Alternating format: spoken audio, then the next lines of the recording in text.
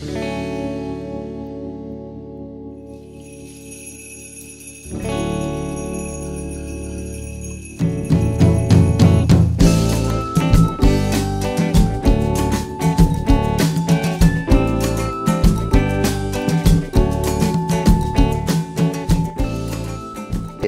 mundo que chega aqui fala, isso aqui vocês moram num paraíso.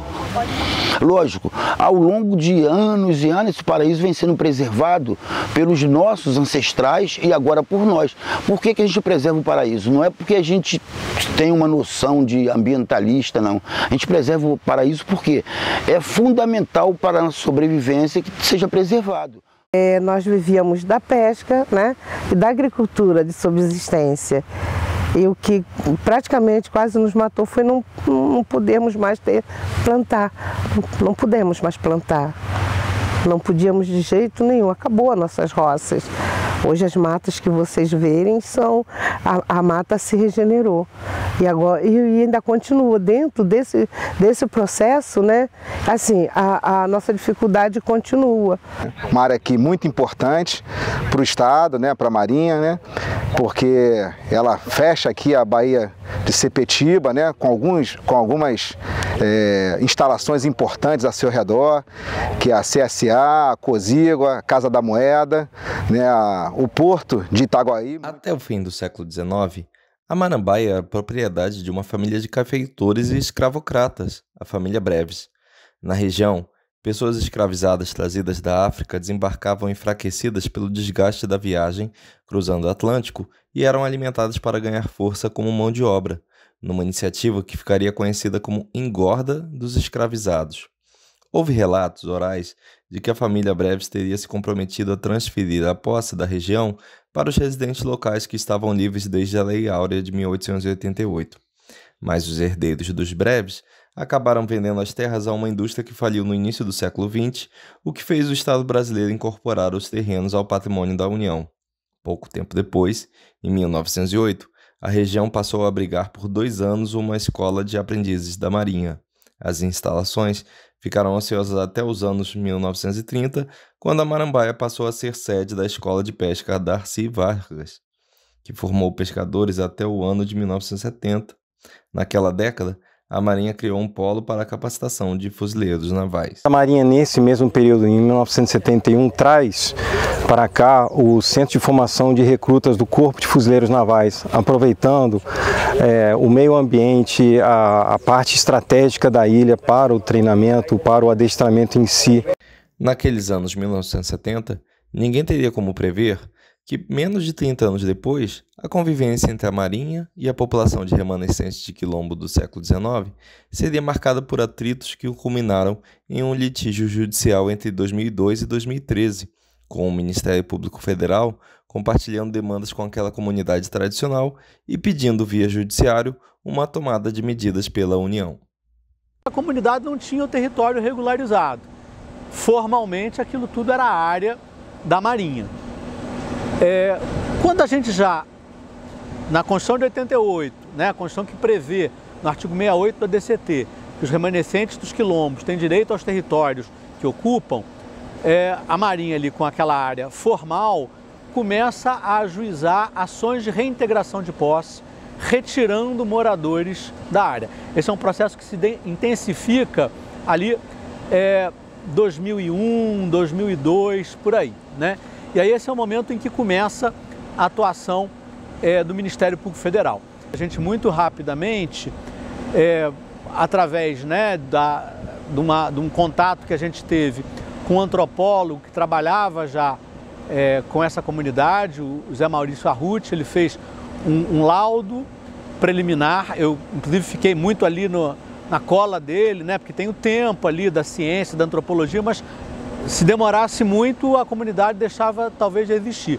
Ele fez um laudo provisório e foi proposta uma ação civil pública. Então, naquele momento, o contexto era de disputa e a Marinha querendo tirar essas pessoas que lá viviam, né, desde antes da abolição da escravidão. Os quilombos são vários, milhares no Brasil e em todas as partes do mundo com características próprias. Então, a ordem oficial, a repressão, é que chamou isso de quilombo, que é um nome negro e que significa união. Então, no momento em que o negro se unifica, se agrega, ele está sempre formando o quilombo, está eternamente formando um quilombo. O nome em africano é união. O sociólogo Clóvis Moura foi outro a estudar quilombos e os viu como formas de ação política de negros. Eles manifestam-se nacionalmente como afirmação da luta contra o escravismo e as condições em que os escravos viviam pessoalmente. Saber até que ponto esse protesto, essa posição de resistência individual ou grupal, correspondia à possibilidade de um projeto de nova ordenação social é outra discussão. No caso da Marambaia, sua posição no litoral favoreceu que a pesca se tornasse a maior atividade econômica dos remanescentes de quilombos.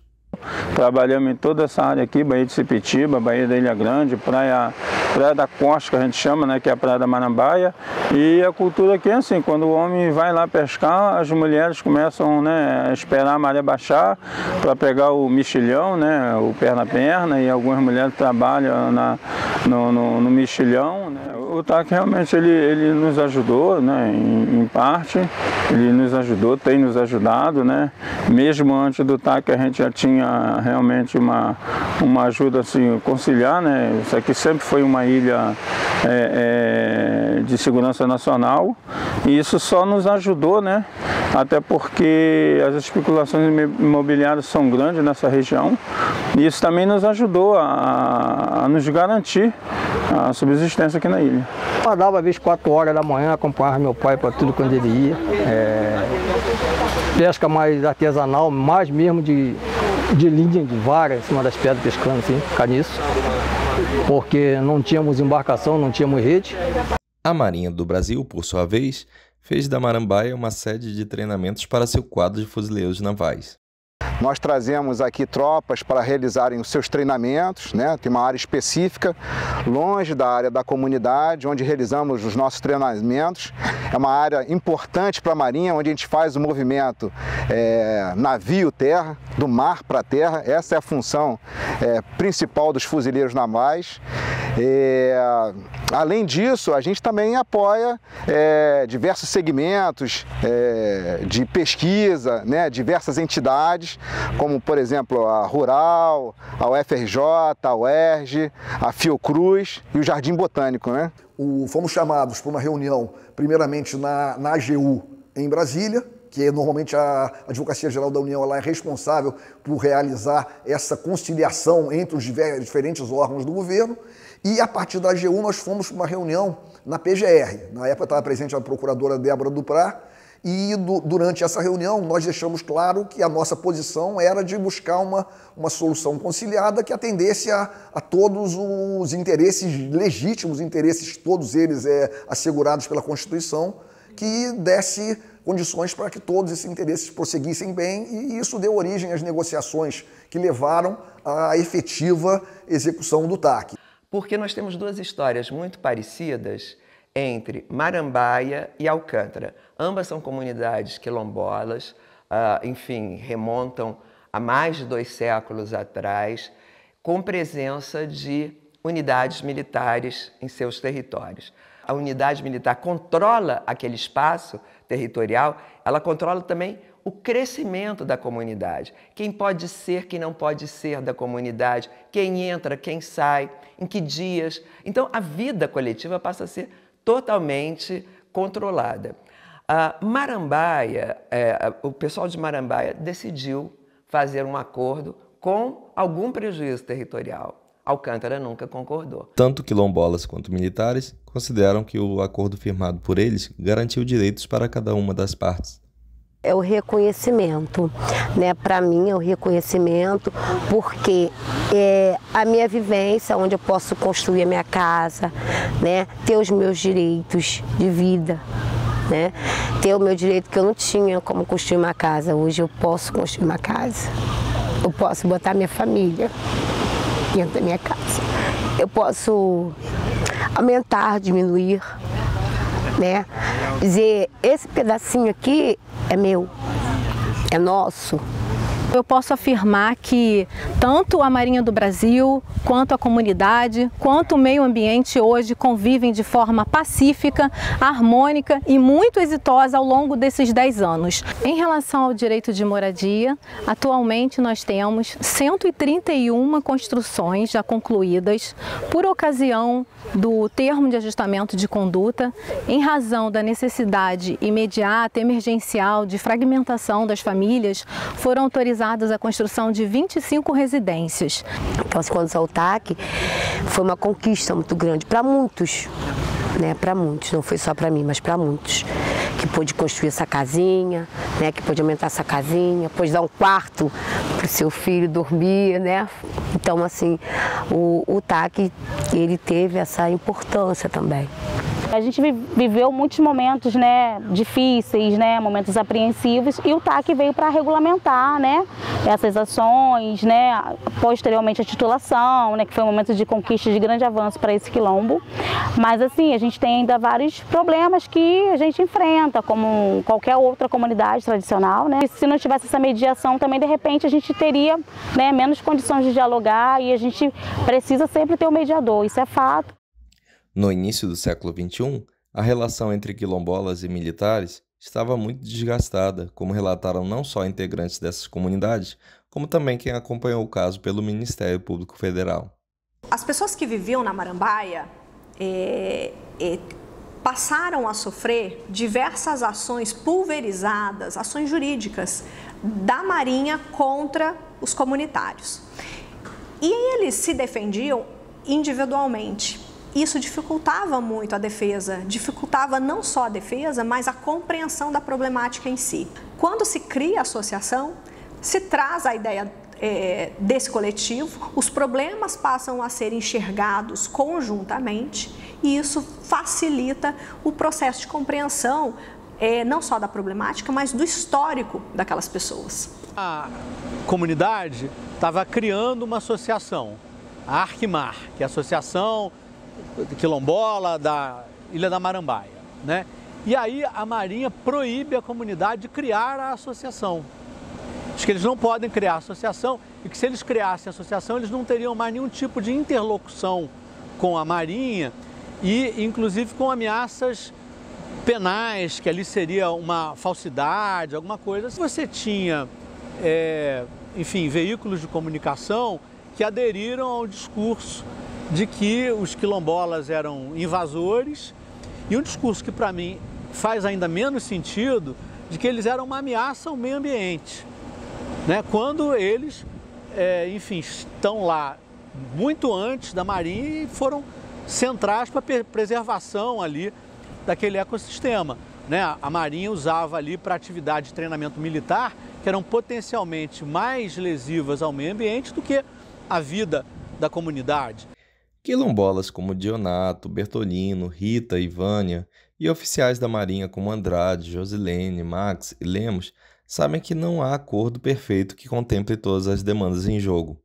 Mas eles e outros que conhecem de perto a Marambaia concordaram que essa solução acordada entre as partes e mediada pelo Ministério Público Federal permitiu abandonar um tempo de convívio conflitivo e se abrir a um tempo de convívio mais pacífico, ainda que com imperfeições.